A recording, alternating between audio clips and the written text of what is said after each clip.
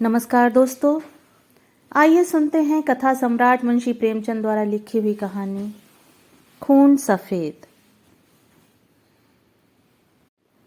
चैत का महीना था, लेकिन वे खलिहान जहां अनाज की ढेरियां लगी रहती थीं, पशुओं के शरणा स्थल बने हुए थे।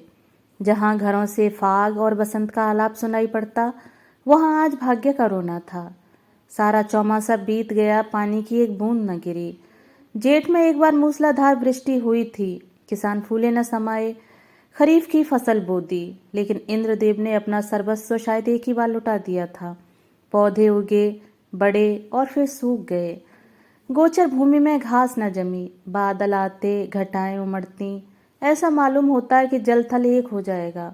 परंतु वे आशा की नहीं, दुख की घटाएं थीं। किसानों ने बहुतेरे जप तप किए, ईंट और पत्थर देवी देवताओं के नाम से पुजाए, बलिदान किए, पानी की अभिलाषा में रक्त के पनाले बह गए। लेकिन इंद्रदेव किसी तरह न पसीजे। न खेतों में पौधे थे, न गोचरों में घास, न तालाबों में पानी। बड़ी मुसीबत का सामना था। जिधर देखिए धूल उड़ रही थी। दरिद्रता और क्षुधा पीड़ा के दारुण दृश्य दिखाई देते थे।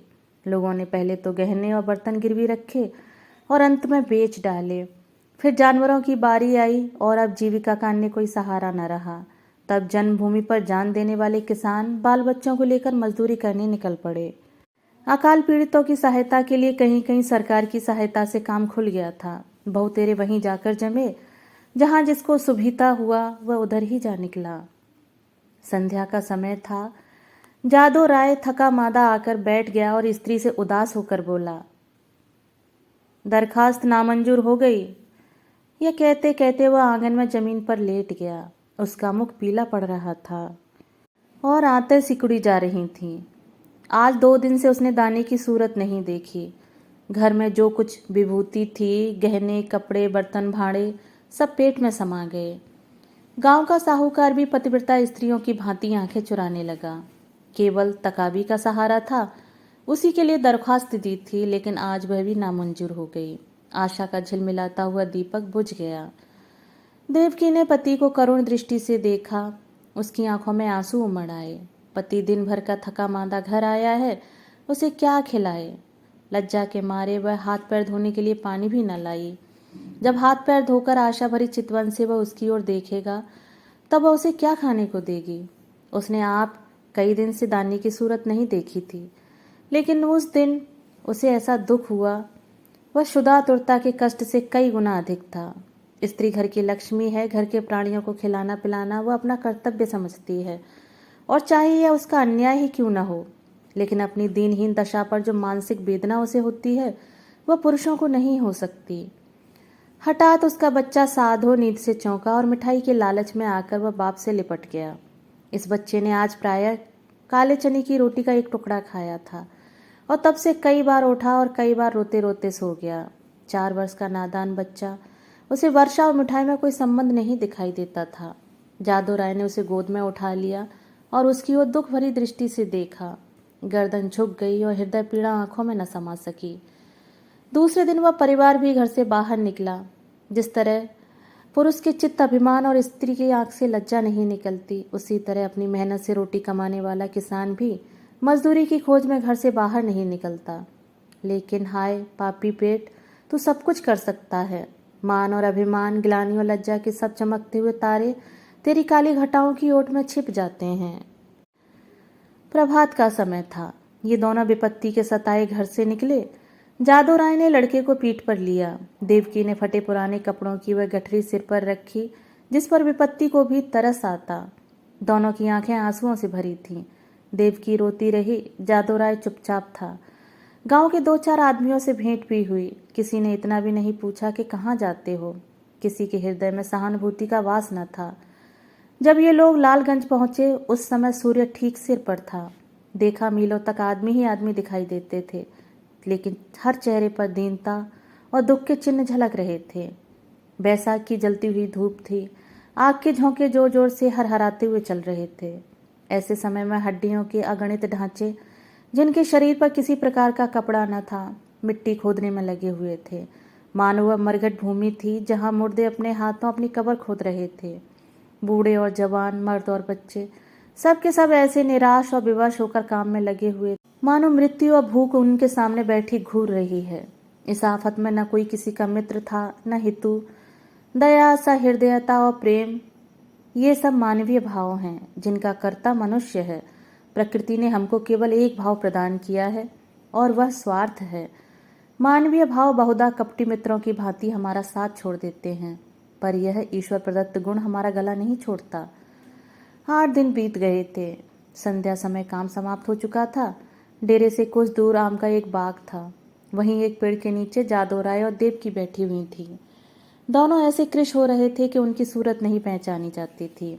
अब वह स्वाधीन कृषक नहीं रहे। समय के हेर फेर से आज दोनों मजदूर बने बैठे हैं। जादू राय ने बच्चे को जमीन पर सुला दिया। उसे कई दिन से बुखार आ रहा है। कमल सा चेहरा मुरझा गया है। देवकी ने धीरे से हिलाकर कहा, बेटा आंखें खोलो, देखो सांझ हो गई। साधु ने आंखें खोल दी। बुखार उतर गया था। बोला, क्या हम घर आ गए माँ? घर की याद आ गई। देवकी की आंखें डबडबा आईं। उसने कहा, नहीं बेटा, तुम अच्छे हो जाओगे तो घर चलेंगे। उठकर देखो कैसा अच्छा बाग है। साधु माँ के हाथों के सहारे उठा और बोला, माँ मुझे बड़ी भूख लगी है, लेकिन तुम्हारे पास तो कुछ नहीं है। मुझे क्या खाने को दोगी? देवकी के हृदय में चोट लगी, पर धीरज धर के बोली, नहीं बेटा, तुम्हारे खाने को मेरे पास सब कुछ है। तुम्हारे दादा पानी लाते हैं तो नरम नरम रोटियां अभी बनाई देती हूँ। साधु ने माँ की गोद में सिर रख लिया और बोला, माँ मैं न होता तो तुम्हें इतना दुख न होता। यह कहकर वह फूट फूट कर रोने लगा। यह वही बेसमझ बच्चा है जो 2 सप्ताह पहले मिठाइयों के लिए दुनिया सिर पर उठा लेता था। दुख और चिंता ने कैसा अनर्थ कर दिया है। यह विपत्ति का फल है। कितना दुखपूर्ण, कितना करुणाजनक व्यापार है। इसी बीच में कई आदमी लालटेन लिए हुए वहां आए। फिर गाड़ियां आईं। उन पर डेरे और खेमे लदे हुए थे। दम के दम यहाँ खेमे गड़ गए। सारे बाग में चहल पहल नजर आने लगी। देव की रोटियां सेक रही थी। साधु धीरे धीरे उठा और आश्चर्य से देखता हुआ एक डेरे के नजदीक जाकर खड़ा हो गया। पादरी मोहनदास खेमे से बाहर निकले तो साधु उन्हें खड़ा दिखाई दिया। उसकी सूरत पर उन्हें तरस आ गया। प्रेम की नदी उमड़ आई।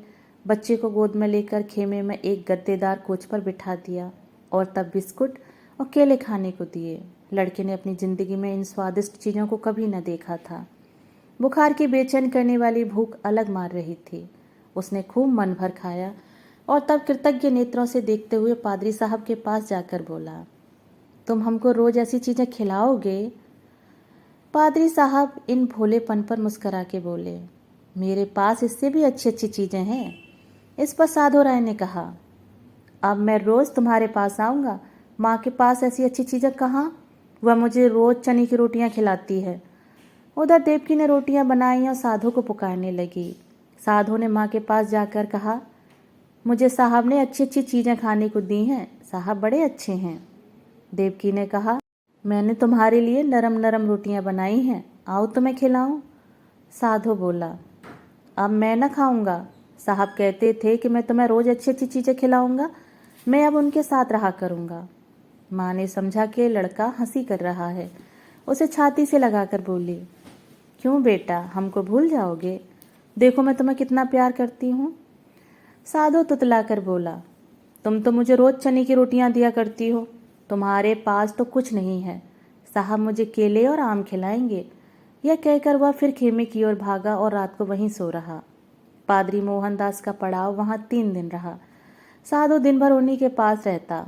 साहब ने उसे मीठी दवाइयां दी। उसका बुखार जाता रहा। वह भोले भाले किसान यह देखकर साहब को आशीर्वाद देने लगे। लड़का चंगा हो गया और आराम से है। साहब को परमात्मा सुखी रखे। उन्होंने बच्चे की जान रख ली। चौथे दिन रात को ही वहां से पादरी साहब ने कूच किया। सुबह को जब देवकी उठी तो साधु का यहाँ पता न था। उन्होंने समझा कहीं टपके ढूंढने गया होगा, किंतु थोड़ी देर देखकर उसने जादू राय से कहा, लल्लू यहाँ नहीं है।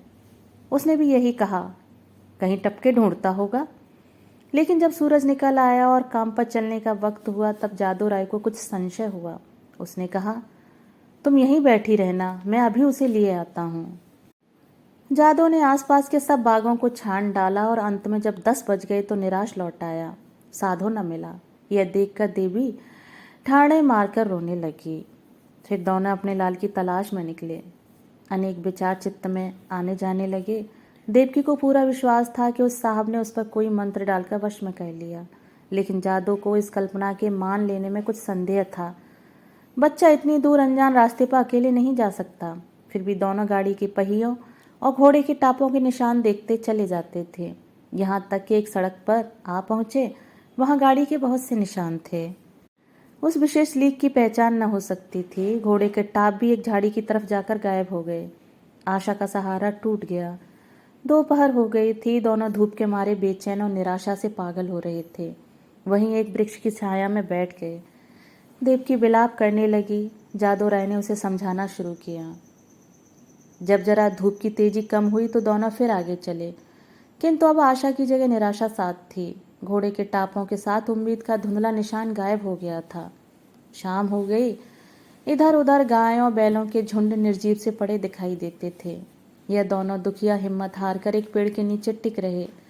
उसी वृक्ष पर मैना का एक जोड़ा बसेरा लिए हुए था। उनका नन्हा सा शावक आज ही एक शिकारी के चंगुल में फंस गया था। दोनों दिन भर उसे खोजते फिरे। इस समय निराश होकर बैठ रहे। देवकी और जादू को अभी तक आशा की झलक दिखाई देती थी, इसीलिए वे बेचैन थे। 3 दिन तक ये दोनों अपने खोए हुए लाल की तलाश करते रहे। दाने से भेंट नहीं, प्यास से बेचैन होते 2-4 घूंट पानी गले के नीचे उतार लेते। आशा की जगह निराशा का सहारा था। दुख और करुणा के सिवाय और कोई वस्तु नहीं। किसी बच्चे के पैर के निशान देखते तो उनके दिलों में आशा तथा भय की लहरें उठने लगती थीं, लेकिन प्रत्येक पग उन्हें अभीष्ट स्थान से दूर लिए जाता था। इस घटना को हुए 14 वर्ष बीत गए। इन 14 वर्षों में सारी काया पलट गई। चारों ओर रामराज्य दिखाई देने लगा। इंद्रदेव ने कभी उस तरह अपनी निर्दयता न दिखाई और न जमीन ने ही। उमड़ी हुई नदियों की तरह अनाज से ढेकियां भरी चलीं। उजड़े हुए गांव बस गए। मजदूर किसान बन बैठे और किसान जायदाद की तलाश में दौड़ने लगे। वही चैत के दिन थे। खलियानों में अनाज के पहाड़ खड़े थे। भाट और भिखमंगे किसानों की बढ़ती के तराने गा रहे थे। सुनारों के दरवाजे पर सारे दिन और आधी रात तक ग्राहकों का जमघट लगा रहता था। दर्जी को सिर उठाने की फुर्सत न थी। इधर उधर दरवाजों पर घोड़े हिनहिना रहे थे। देवी के पुजारियों को अजीर्ण हो रहा था। जादू राय के दिन भी फिरे। घर पर छप्पर की जगह खपरेल हो गया है। दरवाजे पर अच्छे बैलों की जोड़ी बंधी हुई है। वह अब अपनी बहली पर सवार होकर बाजार जाया करता है। उसका बदन अब उतना सुडौल नहीं है। पेट पर इस सुदशा का विशेष प्रभाव पड़ा है और बाल भी सफ़ेद हो चले हैं। देवकी की गिनती भी गांव की बूढ़ी औरतों में होने लगी है। व्यावहारिक बातों में उसकी बड़ी पूछ हुआ करती है। जब वह किसी पड़ोसिन के घर जाती है तो वहाँ की बहुएं भय के मारे थरथराने लगती हैं। उसके कटु वाक्य और तीव्र आलोचना की सारे गांव में धाक बंधी हुई है। महीन कपड़े अब उसे अच्छे नहीं लगते, लेकिन गहनों के बारे में वह उतनी उदासीन नहीं है। उनके लिए जीवन का दूसरा भाग इससे कम उज्जवल नहीं है। उनकी 2 संतानें हैं। लड़का माधो सिंह अब खेती बाड़ी के काम में बाप की मदद करता है। लड़की का नाम शिव गौरी है। वह भी माँ को चक्की पीसने में सहायता कर दिया करती है और खूब गाती है। बर्तन धोना उसे पसंद नहीं, लेकिन चौका लगाने में निपुण है। गुड़ियों के ब्याह करने से उसका जी कभी नहीं भरता। आए दिन गुड़ियों के विवाह होते रहते हैं। हाँ, इनमें किफ़ायत का पूरा ध्यान रहता है। खोए हुए साधु की याद अभी बाकी है। उसकी चर्चा नित्य हुआ करती है और कभी बिना रुलाए नहीं रहती। देवकी कभी कभी सारे दिन उस लाडले बेटी की सुध में अधीर रहा करती है। सांझ हो गई थी। बैल दिन भर के थके मादे सिर झुकाए चले आते थे। पुजारी ने ठाकुर द्वारे में घंटा बजाना शुरू किया। आजकल फसल के दिन है, रोज पूजा होती है। जादू राय खाट पर बैठे नारियल पी रहे थे। शिव गौरी रास्ते में खड़ी उन बैलों को कोस रही थी जो उसके भूमिस्थ विशाल भवन का निरादर करके उसे रौंदते चले जाते थे। घड़ियाल और घंटे की आवाज़ सुनते ही जादू राय भगवान का चरणामृत लेने के लिए उठे ही थे कि उन्हें अकस्मात एक नव युवक दिखाई पड़ा, जो भौंकते हुए कुत्तों को दुत्कारता बाइसिकल को आगे बढ़ाता हुआ चला आ रहा था। उसने उनके चरणों पर अपना सिर रख दिया। जादू राय ने गौर से देखा और तब दोनों एक दूसरे से लिपट गए। माधव भौचक होकर बाइसिकल को देखने लगा। शिव गौरी रोती हुई घर से भागी और देवकी से बोली, दादा को साहब ने पकड़ लिया है। देवकी घबराई हुई बाहर आई। साधो उसे देखते ही उसके पैरों पर गिर पड़ा। देवकी उसे छाती से लगाकर रोने लगी। गांव के मर्द, औरतें और बच्चे सब जमा हो गए। मेला सा लग गया। साधो ने अपने माता पिता से कहा, मुझे अभाग्य से जो कुछ अपराध हुआ उसे क्षमा कीजिए। मैंने अपनी नादानी से स्वयं बहुत कष्ट उठाए और आप लोगों को भी दुख दिया, लेकिन आप मुझे अपनी गोद में लीजिए। देवकी ने रोकर कहा, जब हमको छोड़कर भागे थे तो हम लोग तुम्हें 3 दिन तक वे दाना पानी के ढूंढते रहे, पर जब निराश हो गए तब अपने भाग्य को रोकर बैठे रहे। तब से आज तक कोई ऐसा दिन न गया कि तुम्हारी सुध ना आई हो। रोते रोते एक युग बीत गया। अब तुमने खबर ली है। बताओ बेटा, उस दिन तुम कैसे भागे और कहाँ जाकर रहे? साधु ने लज्जित होकर उत्तर दिया, माताजी, अपना हाल क्या कहूँ। मैं पहर रात रहे आपके पास से उठकर भागा। पादरी साहब के पड़ाव का पता शाम ही को पूछ लिया था। बस पूछता हुआ उनके पास दोपहर को पहुँच गया। साहब ने मुझे पहले समझाया कि अपने घर लौट जाओ, लेकिन जब मैं किसी तरह राजी न हुआ तो उन्होंने मुझे पूना भेज दिया। मेरी तरह वहाँ सैकड़ों लड़के थे। वहाँ बिस्किट और नारंगियों का भला क्या जिक्र। जब मुझे आप लोगों की याद आती मैं अक्सर रोया करता, मगर बचपन की उम्र थी। धीरे धीरे उन्हीं लोगों से हिल मिल गया। हाँ, जब से कुछ होश हुआ है और अपना पराया समझने लगा हूँ, तब से अपनी नादानी पर हाथ मलता रहा हूँ। रात दिन आप लोगों की रट लगी हुई थी। आज आप लोगों के आशीर्वाद से यह शुभ दिन देखने को मिला। दूसरों में बहुत दिन काटे, बहुत दिनों तक अनाथ रहा। अब मुझे अपनी सेवा में रखिए, मुझे अपनी गोद में लीजिए। मैं प्रेम का भूखा हूँ। बरसों से मुझे जो सौभाग्य नहीं मिला वह अब दीजिए। गांव के बहुत से बुढ़े जमा थे। उनमें से जगत सिंह बोले, तो क्यों बेटा, तुम इतने दिनों तक पादरियों के साथ रहे, उन्होंने तुमको भी पादरी बना लिया होगा। साधु ने सिर झुकाकर कहा, जी हाँ, यह तो उनका दस्तूर है। जगत सिंह ने जादू राय की तरफ देखकर कहा, यह बड़ी कठिन बात है। साधु बोला, बिरादरी मुझे जो प्रायश्चित बतलाएगी मैं उसे करूँगा। मुझसे जो कुछ बिरादरी का अपराध हुआ है नादानी से हुआ है, लेकिन मैं उसका दंड भोगने के लिए तैयार हूँ। जगत सिंह ने फिर जादू राय की तरफ कनखियों से देखा और गंभीरता से बोले, हिंदू धर्म में ऐसा कभी नहीं हुआ है। यूँ तुम्हारे माँ बाप तुम्हें अपने घर में रख लें, तुम उनके लड़के हो, मगर बिरादरी कभी इस काम में शरीक नहीं होगी। बोलो जादू राय, क्या कहते हो? कुछ तुम्हारे मन की भी तो सुन लें। जादू राय बड़ी दुविधा में था। एक ओर तो अपने प्यारे बेटी की प्रीति थी, दूसरी ओर बिरादरी का भय मारे डालता था। जिस लड़के के लिए रोते रोते आंखें फूट गईं, आज वही सामने खड़ा आंखों में आंसू भरे कहता है, पिताजी मुझे अपनी गोद में लीजिए, और मैं पत्थर की तरह अचल खड़ा हूँ। शोक। इन निर्दयी भाइयों को किस तरह समझाऊं, क्या करूं क्या न करूं। लेकिन माँ की ममता उमड़ आई। देवकी से न रहा गया। उसने अधीर होकर कहा, मैं अपने घर में रखूंगी और कलेजे से लगाऊंगी। इतने दिनों के बाद मैंने उसे पाया है, अब उसे नहीं छोड़ सकती। जगत सिंह रुष्ट होकर बोले, चाहे बिरादरी छूट ही क्यों न जाए। देवकी ने भी गर्म होकर जवाब दिया, हाँ, चाहे बिरादरी छूट जाए। लड़के वालों ही के लिए आम बिरादरी की आड़ पकड़ता है। जब लड़का न रहा तो भला बिरादरी किस काम आएगी। इस पर कई ठाकुर लाल लाल आंखें निकाल कर बोले, ठकुराइन, बिरादरी की तो खूब मर्यादा करती हो। लड़का चाहे किसी रास्ते पर जाए, लेकिन बिरादरी चूं तक न करे। ऐसी बिरादरी कहीं होगी? हम साफ साफ कह देते हैं कि अगर यह लड़का तुम्हारे घर में रहा तो बिरादरी भी बता देगी कि वह क्या कर सकती है। जगत सिंह कभी कभी जादू राय से रुपए उधार लिया करते थे। मधुर स्वर में बोले, भाभी, बिरादरी यह थोड़े ही कहती है कि तुम लड़के को घर से निकाल दो। लड़का इतने दिनों के बाद घर आया है तो हमारे सिर आंखों पर रहे। बस जरा खाने पीने और छूत छात का बचाव बना रहना चाहिए। बोलो जादू भाई, अब बिरादरी को कहाँ तक दबाना चाहते हो। जादू राय ने साधु की तरफ करुणा भरे नेत्रों से देखकर कहा, बेटा, जहाँ तुमने हमारे साथ इतना सलूक किया है वह जगत भाई की इतनी कही और मान लो। साधु ने कुछ तीक्ष्ण शब्दों में कहा, क्या मान लो? यह कि अपनों में गैर बनकर रहूं, अपमान सहूं, मिट्टी का घड़ा भी मेरे छूने से अशुद्ध हो जाए? ना, यह मेरा किया ना होगा। इतना निर्लज्ज नहीं। जादू राय को पुत्री की यह कठोरता अप्रिय मालूम हुई। वे चाहते थे कि इस वक्त बिरादरी के लोग जमा हैं, उनके सामने किसी तरह समझौता हो जाए। फिर कौन देखता है कि हम उसे किस तरह रखते हैं। चिढ़कर बोले, इतनी बात तो तुम्हें माननी ही पड़ेगी। साधु राय इस रहस्य को न समझ सका। बाप की इस बात में उसे निष्ठुरता की झलक दिखाई पड़ी। बोला, मैं आपका लड़का हूँ, आपके लड़के की तरह रहूँगा। आपके भक्ति और प्रेम की प्रेरणा मुझे यहाँ तक लाई है। मैं अपने घर में रहने आया हूँ। अगर यह नहीं है तो इसके सिवा मेरे लिए और कोई उपाय नहीं है कि जितनी जल्दी हो सके यहाँ से भाग जाऊँ। जिनका खून सफ़ेद है उनके बीच में रहना व्यर्थ है। देवकी ने रो रो कर कहा, लल्लू, मैं अब तुम्हें न जाने दूंगी। साधु की आंखें भर आईं पर मुस्कुराकर बोला, मैं तो तुम्हारी थाली में खाऊंगा। देवकी ने उसे ममता और प्रेम की दृष्टि से देखकर कहा, मैंने तो तुझे छाती से दूध पिलाया है। तू मेरी थाली में खाएगा तो क्या, मेरा बेटा ही तो है, कोई और तो नहीं हो गया। साधु इन बातों को सुनकर मतवाला हो गया। इनमें कितना स्नेह, कितना अपनापन था। बोला, माँ, आया तो मैं इसी इरादे से था कि अब कहीं न जाऊंगा, लेकिन बिरादरी ने मेरे कारण यदि तुम्हें जातिच्युत कर दिया तो मुझसे न सहा जाएगा।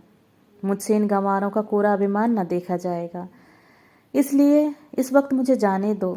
जब मुझे अवसर मिला करेगा तो तुम्हें देख जाया करूँगा। तुम्हारा प्रेम मेरे चित्त से नहीं जा सकता, लेकिन यह असंभव है कि मैं इस घर में रहूं और अलग खाना खाऊं, अलग बैठूं। इसके लिए मुझे क्षमा करना। देवकी घर में से पानी लाई। साधु मुंह धोने लगा। शिव गौरी ने माँ का इशारा पाया तो डरते डरते साधु के पास गई। साधु को आदरपूर्वक दंडवत किया। साधु ने पहले उन दोनों को आश्चर्य से देखा, फिर अपनी माँ को मुस्कुराते देख समझ गया। दोनों लड़कों को छाती से लगा लिया और तीनों भाई बहन प्रेम से हंसने खेलने लगे। माँ खड़ी यह दृश्य देखती थी और उमंग से फूली न समाती थी। जलपान करके साधु ने बाइसिकल संभाली और माँ बाप के सामने सिर झुकाकर चला, जहाँ से तंग होकर आया था, उसी क्षेत्र में जहाँ अपना कोई न था। देवकी फूट फूट कर रो रही थी और जादू राय आंखों में आंसू भरे हृदय में एक ऐंठन सी अनुभव करता हुआ सोचता था, हाय मेरे लाल, तू मुझसे अलग हुआ जाता है। ऐसा योग्य और होनहार लड़का हाथ से निकला जाता है, और केवल इसलिए कि अब हमारा खून सफ़ेद हो गया है। दोस्तों, अभी आप सुन रहे थे मुंशी प्रेमचंद द्वारा लिखी हुई कहानी खून सफ़ेद। दोस्तों, कहानी आपको कैसी लगी कमेंट बॉक्स में ज़रूर बताइएगा। कहानी सुनने के लिए धन्यवाद।